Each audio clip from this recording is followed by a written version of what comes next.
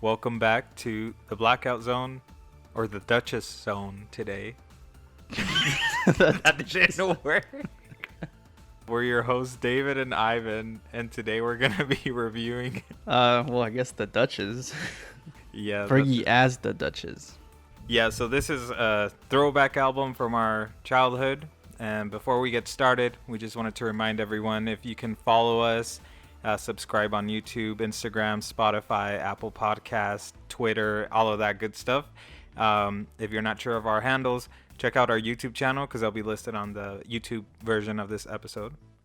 So the album was released September 13th, 2006, and it went 5 times platinum. Let's just dive right in. We're going to do our regular track-by-track review.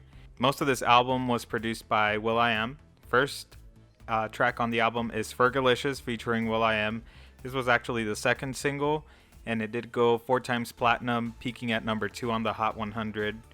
So, what do you think about this? Incredibly successful single. Yeah. I mean, obviously, what is there to say? This song's iconic. The production is kind of like, if you break down the production, or like if you take away the vocals, the production isn't really anything that special, I think. But the song itself, because of the melodies, the lyrics, the actual song, the vocals, everything is, it's made it like a song that people know to this day, and it's still a pretty big song. I think any element of the song, like you said, if you take it on its own, it's not that great, but something about it all coming together makes it really great. Because even like the lyrics aren't all that, or her rap singing thing, it's meh if you just listen to the acapella, but something about the way that it all comes together is really catchy. I will say the rap, the bridge, all the time I turn around, brothers get around, all that part, that yeah. Obvious reason why I'm not a rapper, but that part's like my favorite part, and I love to rap when it comes on. Yeah, there's just so many elements that make it such a infectious song. It is a weird song to start off the album though, but the thing about this album though is that it's not a cohesive, it's not musically cohesive as a work of art. It's just kind of a collection of songs that she made. See, I think it's kind of cohesive, but we'll get to some tracks to me that kind of stick out in a bad way because they're not kind of like going with the flow. But overall, this is one of the best songs of her career, of this album, of that year, of that era of music. And you know what? Also, if this song had dropped in today's era, it would have blown up on TikTok even more than it originally did. Yeah. But I gave this a 10 out of 10. I gave it a 9 out of 10. It gives me red and black for me. I get cotton candy colors, pink, blue, purpley, light purpley. Yeah, I can see that. Number 2 is Clumsy, which was the 5th single of the album. It still went 2 times platinum and peaked at number 5 on the Hot 100. I actually like it a lot. I didn't realize how much the bass bumps until re-listening to this album today. And I've said a million times that I'm not really a lyrical person, but the lyrics on this were really clever for a pop song. They were unique. It wasn't just I'm in love kind of thing. I mean, that's what the song is about, but the way that she refers to herself as clumsy and stumbling, flipping, tumbling, sipping. That's an inside joke. But no, yeah, it really was catchy. The bridge was kind of clever too, the way she just kind of breaks it down, and it feels kind of, overall the song kind of feels old school, but it really feels old school during the bridge where she's just talking. The post-chorus 50s 60s kind of influence when it says can't help it. I really like that part because the production isn't anything amazing other than that part, and the synthy part, I don't even know what instrument to call that, the main the click beat. Almost ticks. Yeah, the Pac-Man sounding thing. There's nothing that special, but it is catchy, and I really do love the song as well. Yeah. I didn't know that there was a Cala Park remix Oh with Soldier god. Boy. I regretted listening to that. I never knew that existed. That's fucking hilarious. But you know what? But the synthy part of that remix is not bad. It's actually pretty good. But No. other than that, the whole song is the remix is trash. Yeah, no, but the original is like amazing. Another like pop perfection.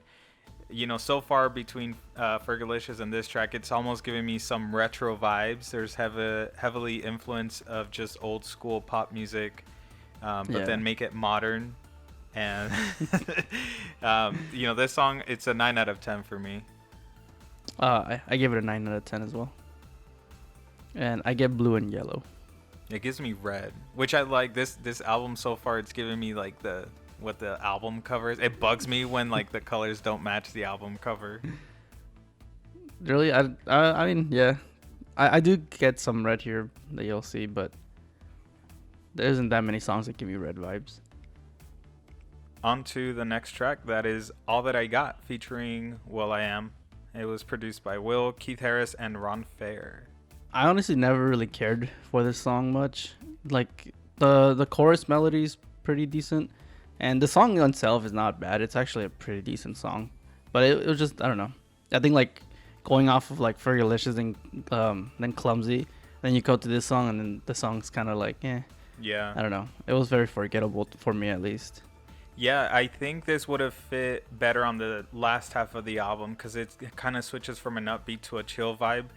I like the track somewhat, but as far as like it being part of the album, especially during this part of it, it's kind of jarring. It doesn't really fit the flow. Yeah, it definitely like interrupts the flow of the album. I only gave it like a 7 out of 10. I gave it a 5.5 out of 10. Because it's a decent song, but it's just, like I said, it's forgettable. Yeah. And I get like orange vibes. It gives me blue because it's kind of chill. Track number 4 is London Bridge, produced by Polo Da Down, which was the lead single of the album. Went 2 times platinum and peaked at number 1 on the Hot 100. Almost anything Polo Da Don produced that has I don't know if it was like trombone or tuba used. Yeah. Oh my god, I fucking just That's very like thematic for Polo Da Don productions. yeah. Like most of his productions have that kind of like tuba, trombone, and like throw some D's. Was it Get Buck. No, it wasn't. Well, Get Buck, yeah. I don't know. There's a lot of his productions have that sound, so Yeah. it is very unique for it. And this song is like, it was such a different like song, like melodically for a pop song, like in this era. Yeah. It's just it's such a unique song. It And it is. is really iconic. It is really cringe, like you said, but it's just like that's the jam. Fergie and Nelly Furtado. I will say Nelly Furtado did it first, but they were good at doing the reverse of what some rap artists were starting to do, which is blend pop and hip hop to the point where it's blurred, where you don't really know how to categorize it. Yeah, I was actually gonna talk about that in a later song too. That Fergie really kind of was one of the first like big artists to really blend. Like, I know we said Nicki like perfected it, but Yeah. Fergie did it first. And Nicki's primarily a rapper. That's the thing. Mostly rappers were crossing over to pop music and not really the other way around. But Nelly and Fergie were I think, trendsetters for that time. But Rapper turned singer vibe. and these were singers turned rappers? No. I think it's pop perfection. I gave it 10 out of 10. I gave it a 9 out of 10. It gives me Pretty, like it's a great song. red and white. Really, I get like just gold. Oh. And I think it's because of like the instrumentation like sounds. Like whenever I think like tuba, trumpets, Yeah. that kind of stuff, I always think gold. On to the next track. That is Pedestal. This was produced by Prince Board. It's a decent. It's actually one of the better non-single songs, I think. The production though is very hip hop, and I really like the way like the song just flows together, like with everything. It's nothing like crazy special, but objectively, I think it's actually a really solid, pretty good song. That like we talked about earlier, like it blended pop and hip hop because of the production. Yeah. I don't know, maybe if it was just me. Yeah, I didn't like this one. I like the bass line a lot. I felt like it had wasted potential, but I'm a sucker for bass lines like that. that sound kind of funky. Because of that, it pissed me off because I'm like, oh my god, this bass line would have sounded so much better if they just did more with the track. It just sounded like basic, very filler. Yeah. Like nothing stood I out. don't know. Yeah, it's nothing like super special, but I like it. It's it's a solid song. It does sound kind of like it's just a filler on the album, but I don't know. I think it flows just really well together.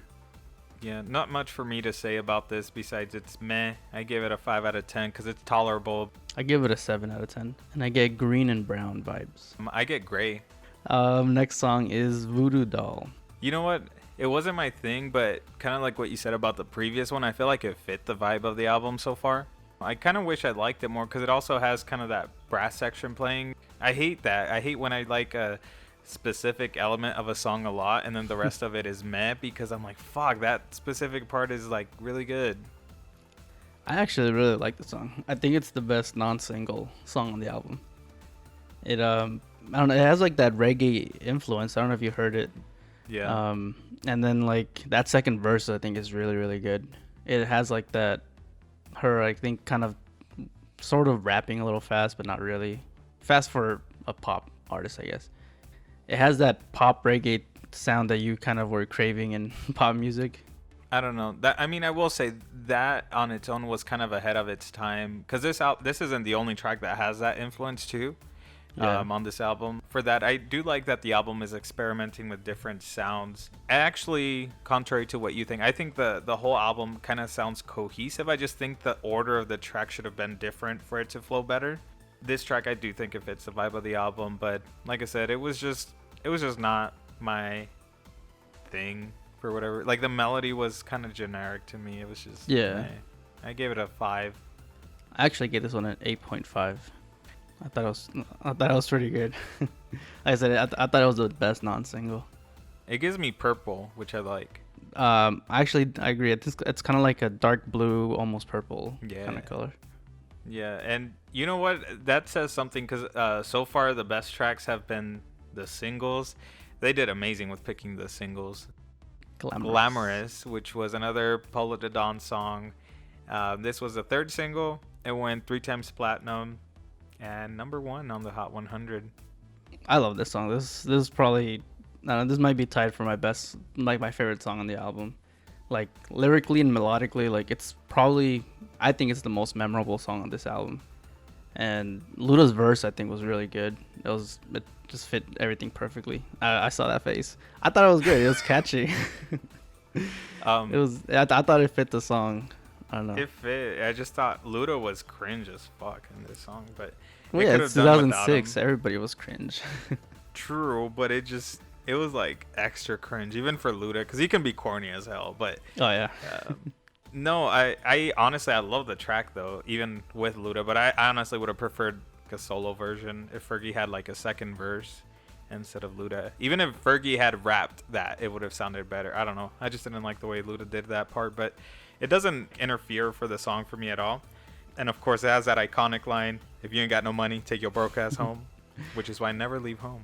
And she really likes to spell things out too, apparently.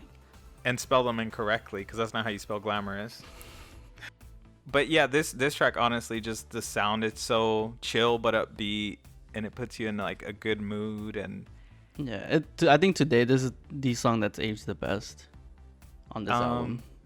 You know what? I honestly feel like Fergalicious and Clumsy aged well too, because they have that retro vibe that they didn't really use elements that and Glamorous too, honestly. They didn't really use elements that were like popular for that time. Yeah. And the singles, more than the rest of the album, aged really well. And again, that just speaks volumes to how well they picked them. Yeah, no, for sure. This was a 10 out of 10. Yeah, 10 out of 10 for me. And I got like purple and dark blue vibes. It gives me burgundy with black and white, like bougie bitch colors. I can see that, like fancy shit. Next track. Here I Come. Well, this sounds like a Will.i.am production. He's very hit or miss with his production, and this one was a big miss for me. The chorus is kind of catchy. This is the only part I kind of like. Yeah, I honestly, this song to me was very forgettable. I always kind of saw Yeah. it as like the London Bridge Part 2, but not nearly as good. Yeah, that's what it is. It like tries to be another London Bridge, but it's Yeah. like, the step sibling that's like put in the basement, locked up, that no one Holy knows shit. about. It's the Poot Lovato of the Yeah, it's exactly that. I gave it a 6 out of 10 because there's some catchy-ish elements. It's just not memorable. Yeah, like some of the rapping was kind of okay. I also gave it a 6 out of 10. Yeah. I thought her voice was kind of like purposely sounding a little deep in the verses. I don't know if you caught that. Yeah, well, I feel like she naturally has a deeper voice, and I really like when female singers have that deeper voice, especially in pop music. It's a nice contrast. Because I compared to kind of London Bridge, and in London Bridge, she doesn't do her voice the way she does it in these verses. But yeah, I get brown and red But- vibes from this. It gives me blue. Wow, that's like the complete opposite. Onto Velvet. Another kind of fillerish track for me. It was chill. I feel like it fit the album though, and I actually like her vocals. They were a bit softer. Usually she's kind of like singing kind of rough or talk singing most of this album, Yeah. and I feel like she softened her voice a bit. Yeah. This is probably my least favorite on the album. I think the song's kind of boring. I can't really get into it. I don't know. I always like skip it. Like whenever I would listen to the album, I'd always skip it. I feel like it's a song that I feel maybe people do like because like it's kind of a sensual song, has like some sensuality to it, and it has like a really Yeah. nice smooth production, which is I think the saving grace that doesn't Right. give it, that didn't make me score it less, was that the production is like nice and smooth. But I don't know. I just don't care much for this song. I mean, it's not something I go out of my way to listen. And actually, when I was young, I would skip this track. But now I'm re-listening to this album 15 years later. It's different to listen to it now. You know, it's kind of similar to, because it is kind of sensual, like you said, kind of like, not to get super off topic, but because one day we'll talk about it. But like In the Zone with Britney, I didn't appreciate it as a kid, but now that I'm older, I connect to it a lot more because it's just an album that, unless you're fucking, you're not gonna relate to it and connect to it. Nicely put. But yeah, this song, it was alright. I gave it a 7. I gave it a 5. It's giving me some dark lavender vibes. Yeah, I get like lavendery, purpley vibes from this. Big Girls Don't Cry, produced by Will and Ron Fair, which was the 4th single of the album, went 4 times platinum and peaked at number 1 on the Hot 100. I fucking love this song. It's my other favorite of the album, next to Glamorous. I think it's like super cheesy, but it's just, I don't know, it's just one of those good kind of cheesy, I think. Yeah. And like I love like the production, the melodies, and like the catchy sad, like the sad lyrics are really catchy. I don't know. I think it's like a perfect pop song as well. You could drop this in 2020 or 2021 and it wouldn't sound dated. Yeah. It has like a classic pop sound overall, and I really like it for that. It's funny as fuck to like listen to music that I used to listen to as a kid, because I remember listening to this and pretending to be sad to this song for no fucking reason because I had no Same. relationship. I was like 13. You know, you wanted to relate to the music so bad. I was like, oh, I can't wait to date someone and then have to like sing this to them because I'm gonna dump them or something. Like, what? It's like, can't wait to be divorced so I can be sad about it. Yeah, I was already getting sad about it, and now it's like it was so cringe. But I feel like everyone did that to a degree as a kid. But No, yeah, we were dramatic as fuck. you know what's funny is this? I feel like this track kind of doesn't fit the vibe of the album, but I love it. Yeah, I mean, like I said earlier, to me, this album is not cohesive, so Yeah, I just take it as like a cool Fergie playlist almost. I imagine myself singing this. Well, middle school me would have been like, oh, if I could drive right now, I would be driving in the rain, bumping this, pretending to be sad in a music video.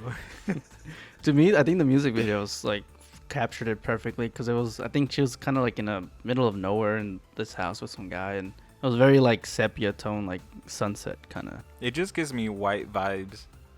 Yeah, I get like brown and like orange sunset vibes because I can see and that. I think the music video captured it perfectly. But You know what? I suck at singing, but I love singing this track. Like it's just so fun to sing the melody. yeah, it's such a good melody. It's like it's timeless. Love it. Yeah, I give it a 10. Same. It's a perfect pop song. On to the next track, that is Mary Jane Shoes featuring Rita Marley and the I3s. It was definitely experimental. It was Yeah. trying to be reggae, obviously featuring Rita. I don't know, you know, it that switch up where it goes to be like a little bit more rock towards the end of the Yeah, track. like that last minute. That was the best part. Honestly, that section, I'm mad that that was not the full song. Yeah, I really like that too. It caught me so off guard. Like when I first heard it, like, what the Same. fuck is this? But when I was younger, I definitely did not appreciate that. And as I heard it in like the later years, that's when I was like, oh shit, that's actually really cool. Like I really like that. Honestly, I hadn't heard this album since high school, so this was one of the tracks that I would skip. Yeah. But like now that I re-listened to this today, I literally listened to the album for the first time today in like at least 13 years, if not probably the full 15 years. But this might be my favorite non-single track out of the standard version. Yeah, it's a really good song, but it's also very kind of cheesy in the aspect that of course she's like referencing like weed in a reggae song. Yeah. Like how like Oh yeah. generic can you get? But that Yeah. being said, like it is a really catchy song, and the melody and like that production is really good. Yeah. Yeah, I liked it a lot, especially like that fucking rock section. I gave it an 8 out of 10. I give it a 7.5 out of 10. Yeah, this is my favorite non-single track, which is a shame. Like, now come to think about it, the rest of the album didn't really hold up that well to the singles, but it is what it is. She had, I mean, it gives half me, the like- album was singles, so that's still pretty impressive. True. Yeah, but we just did JT's album, and there were so many other tracks that were like, "Fuck, this should have been a single." Or Yeah, that's true. that album was.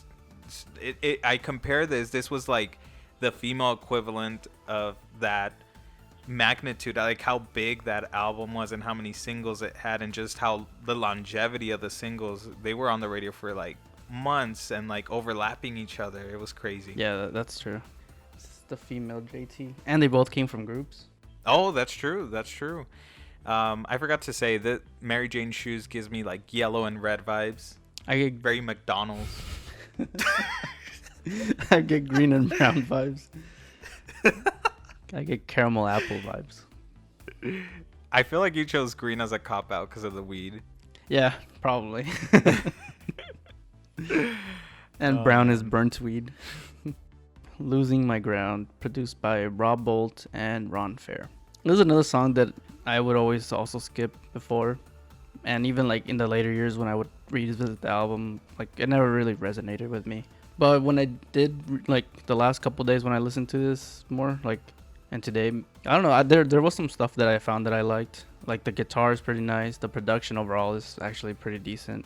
It almost sounds to me like something Britney would have done in like '03. I Yeah. don't know if you got that vibe, but yeah, Not really. go back and listen to it. I honestly, I can hear Britney like singing over this production. This was one of the most. I think this was like my least favorite on the album. I don't know. To me, it doesn't sound like something anyone else would sing. It sounds generic as fuck to me, especially for a singer of this magnitude. I get that it was her first album, but she wasn't new. Like, she had a high budget. She was the face of Black Eyed Peas. This just feels like very amateur to me, honestly. Like the level and quality of the track. I mean, the production, the quality, the mastering, all that is obviously, you know, top notch. But the actual melody sounds very like an amateur wrote it. There's nothing that impressive. It's just I think it was mostly like stuff that I liked for part of the production that I think was Yeah. saved it. I gave it a 6 out of 10, I gave it a 5. and I got brown and red from this one. This one gives me yellow. Okay. On to the last track of the standard version. This is finally produced by and featuring John Legend on the piano.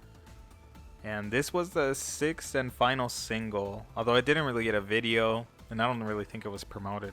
the song's like it's actually a pretty nice song. I don't think her vocals like thrive in this kind of music, this kind of production. Like I don't see her as this kind of vocalist for this specific song.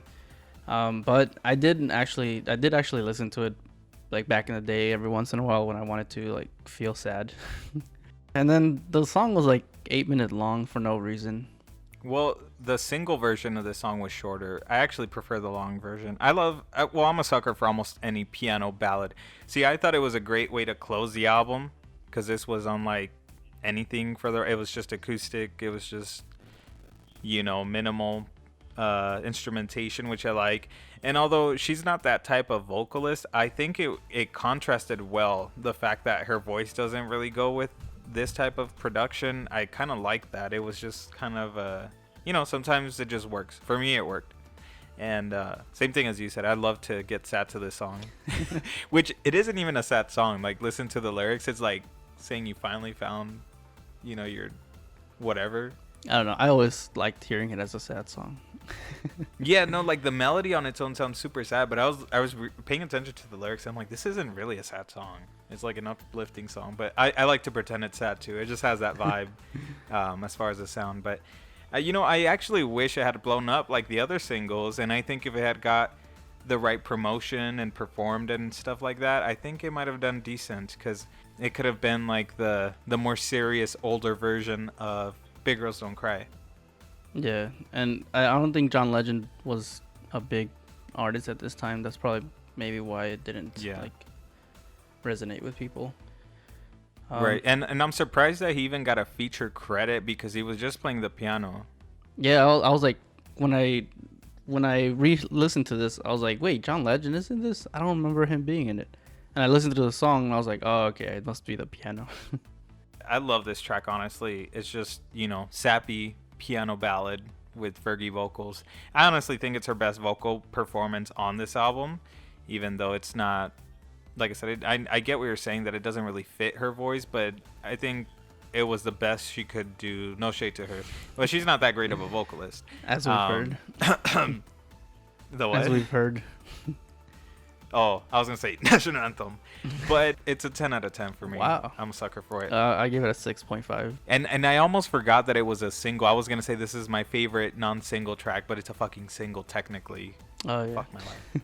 Overall, from the 13 core tracks, it averaged out to be 7.76 out of 10. But I just rounded it to an 8 because honestly, the great parts of this album really make up for it. Like, even though it's mostly just the singles carrying this album, honestly, they impacted.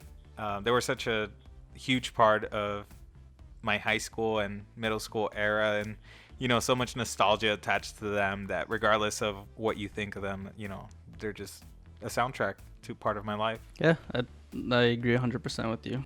I actually didn't tally up the points, but I'm going to give it an 8 because I feel like that's exactly, like, basically everything you said, I agree with. And I wanted to give it higher, but it sucks. Like, besides the singles, it was really hard to like a lot of the other stuff. But like I said, it really did carry the album in a good way. And I'm glad that the songs that were released as singles were the singles. That's our Duchess review. Thank you guys. Till next time. See you guys next time.